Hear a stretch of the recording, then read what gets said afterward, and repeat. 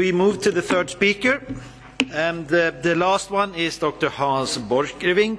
He's chair of the working group monitoring of the EU steering group on human resources and mobility.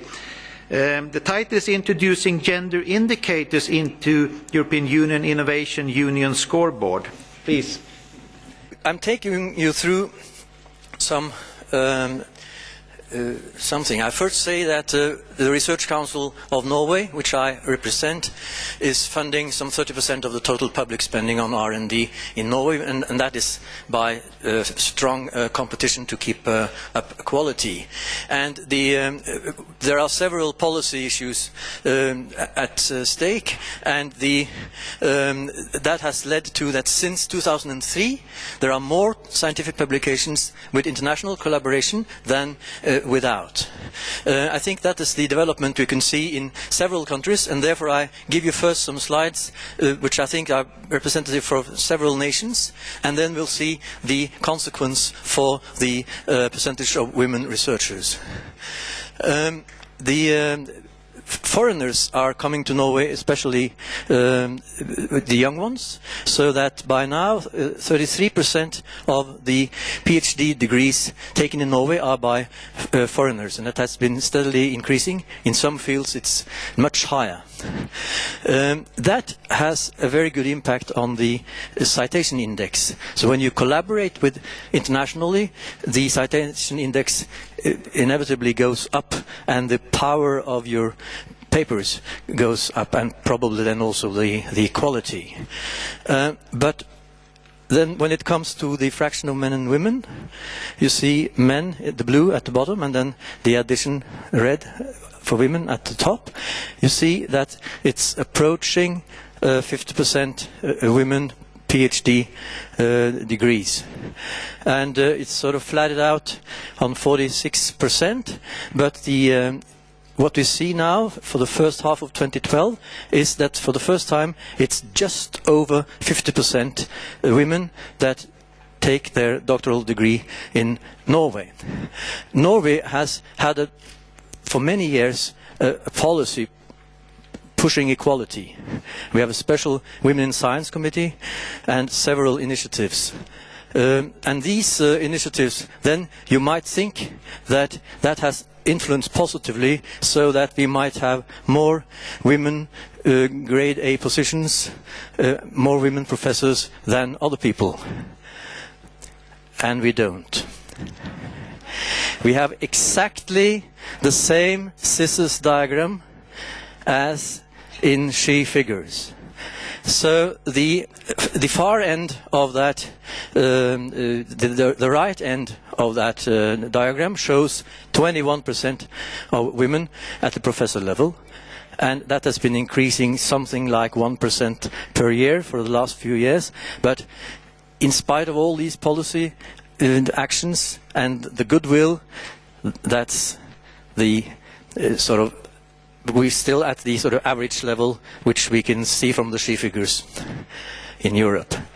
And when it comes to professor for different fields, you can see to the left, we have full professors that have their main position as professors, and then we have Professor 2, which is a 20% part-time position that you can have combined with another position. So you see for humanities, it's close to 30% women on both in those professorships. When it comes to social sciences, it drops slightly. It's down to 10% when it goes to natural sciences. Engineering, it's below 10%. Medicine, it's a bit better. Agricultural, also a bit better. But in general, average 21%, and it's hard to understand why it is like this, and it shouldn't be like this. What now I take on the European Union hat. One of the big arguments that we can use for the politicians is the fact that Europe is a high-cost area. We have to have advanced, research-based industry in order to be able to compete globally. And then we have to come up with research-based innovation. And what you see on this figure, which is the world's scientific output, is that Asia is climbing, and because of the big bulk of papers coming from Asia, the fraction of scientific papers from US, OECD and EU is falling as fraction of world output. And that means that we're on the losing side. So we have to do something about it. And there are several initiatives that politicians then have come up with to try to fight this. One, we have the framework program, but that's controlling only some 6 to 7% of governmental R&D in Europe. So it's a very small fraction. Then we try to harmonize issues so that the fact that we are many separate countries and that hampers the mobility and the collaboration, we try to harmonize that, making a European research area. And several initiatives for that should be in place by 2014. To try to push this, there is a committee called ERAC, European Research Area Committee, and that's reporting directly to the European Parliament and to the Council. So that's a powerful way. And now comes one of the interesting things. Under this ERAC, there are ERA working groups, so then only sort of 2 steps below the Parliament. And one of those working groups is the one I'm in, the Steering Group for Human Resource and Mobility, dealing with researcher recruitment and mobility, including gender. And we try to argue that we have to increase diversity, and then we increase scientific equality by utilizing women's potential. Now we're also planning the next framework program, the Horizon 2020. That also has an important element, the Marie Curie mobility schemes. But then, who's representing the 93% of governmental R&D? That's Science Europe, that Per Omling was mentioning, and that is being slowly built up. And last week, they voted for having plans that there will be a new working group under Science Europe, which will be on gender and diversity, and it will be established spring 2013. So look out and try to get heavy people into that one.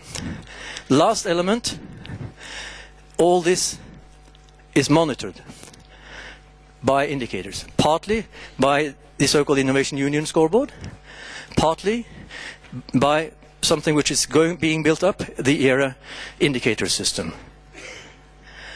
And we need to introduce a gender indicator into this EU Innovation Union scoreboard. It's extremely important to have political power.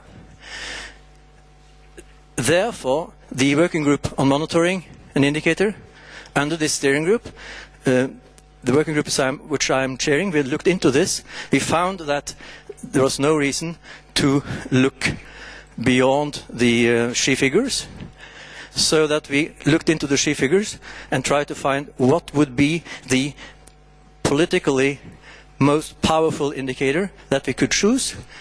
And we agreed to go for % women in grade A researcher positions. That is the rightmost part of the scissors figure, which shows that women is only around 20% in most European countries at grade A positions. And that indicator was approved by the steering group this spring. We proposed it to different people and committees, and it's supported by most. We haven't got it into the Innovation Union scoreboard yet, because they are awaiting the new 2012 SHE figures.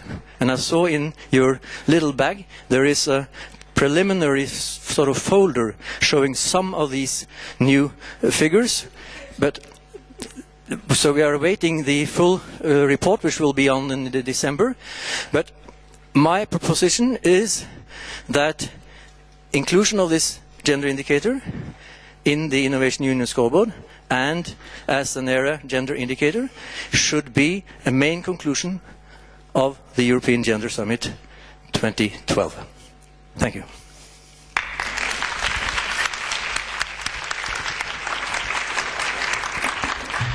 Thank you very much. Those who think we are running over time, they are wrong. We started a little bit late. So therefore we have actually time for 2 questions or something like that. So first I would like to have a question to this speaker, and then I will leave the you had a question before that I cut off. We will have time for that. The first one who I saw was you in the middle there. Thank you. My name is Sophia Higher. I'm with Gender Insight, which is an international coalition looking at gender in science, innovation, technology, and engineering. And I also work with Women in Global Science and Technology. I'm based in Canada. Women in Global Science and Technology has been looking at these innovation scoreboards, not just the EU one, but also the World Bank and the OECD and so forth. And I'd like to start by congratulating you on introducing a gender indicator in the innovation scoreboard. I think this is probably the first one in any of the innovation assessments done at that level. And so it's really good news to see an important indicator included. The second question, the question I have is, to what degree is the EU promoting the collection of sex disaggregated data in the other indicators, beyond just university research and student enrollments? Because, you know, there's a huge sex differential in terms of, as we've seen, R&D funding support in terms of venture capital, and in the innovation side of things, which is, you know, enterprise, leadership, access to venture capital, numbers of patents, and so forth.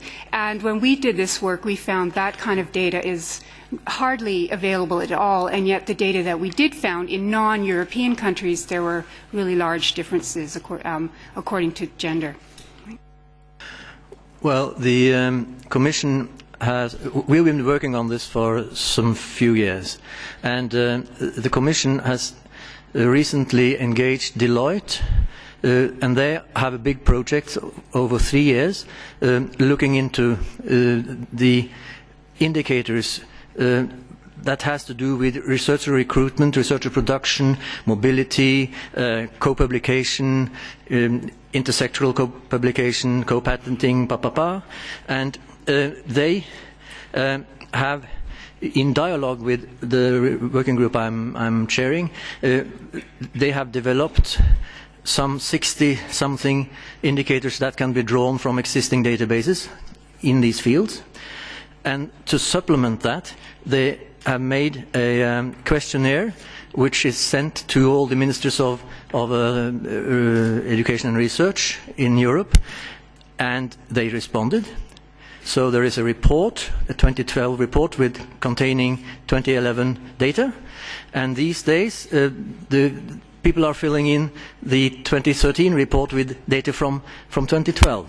So this is going then to, the idea is that the survey, some of the indicators from the survey will be standardized as indicators that the countries have to report. So, and this goes parallel then and will feed into the ERA indicators and probably also partly into the Innovation Union scoreboard. So the idea is to come up with a detailed indicator system which can map the state of the art and also then the development. And you need those kind of hard data in order to push the politicians and push them to push the institutions in order to do something about this. I have a final question. It is the lady up there. Thank you. I have a question to Mr. Borchgrevink. I think that this is, of course, a very good idea, and that I hope that this could be one of the conclusions from the conference, to have this indicator. But I wonder, could you say something more? You said you were waiting for the she figures. Why? I mean, why can't this just be approved? Yeah. It's. I'm waiting for the key figures because the people who run the Innovation Union scoreboard say that they are waiting for the key figures, so that they will not include this as an indicator if they don't have better and more recent numbers than 2006 or something, which is the numbers we've had up to now. And the difficulty, the potential difficulty is that the people running the Innovation Union scoreboard think that the quality of she figures might be too poor to deserve to be included in the Innovation Union scoreboard.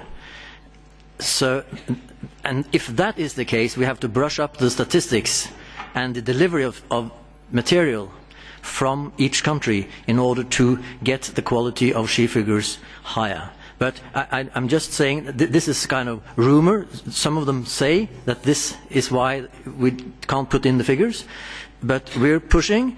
But I really think that we need a statement from a big conference like this, which then can push the politicians so that the politicians at the European Parliament demand that there should be such an indicator.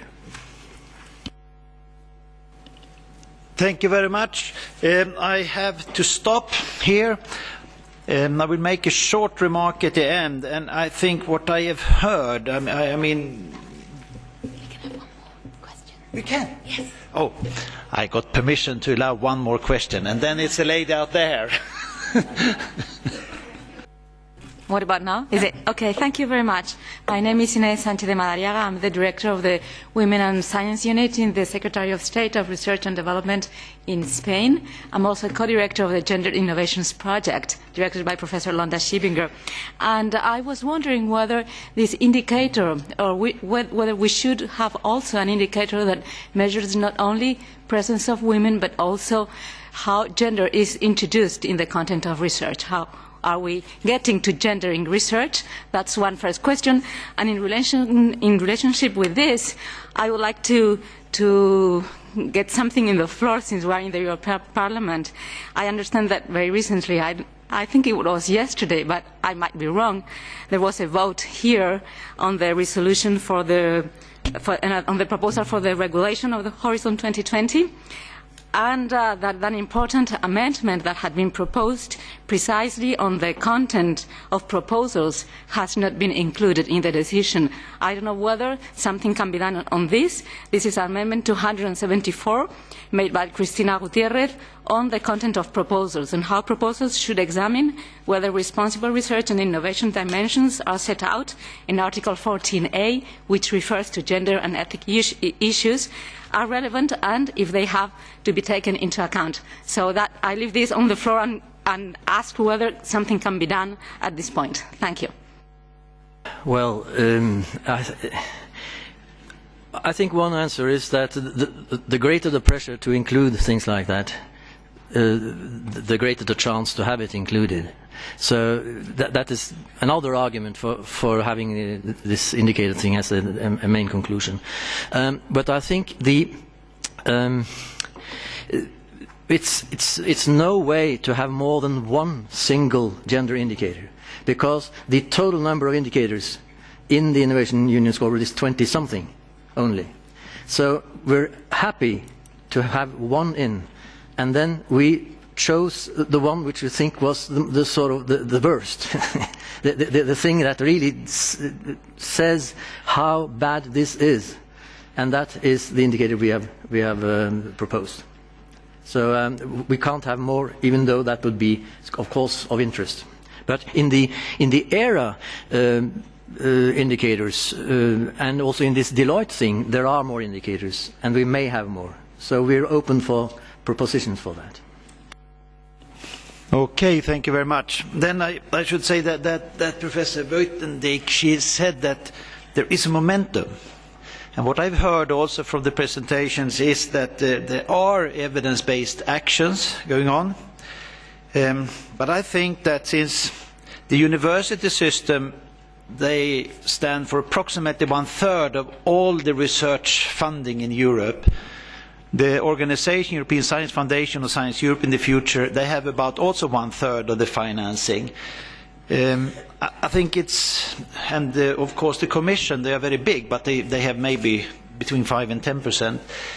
I think it's very important that we act together, because if we don't do that, I don't think we can sort of capitalize on the situation we have now. We can really move things forward. So joint actions between these organizations. Then ERC, they are much smaller, but they are like the diamond in our crown in Europe.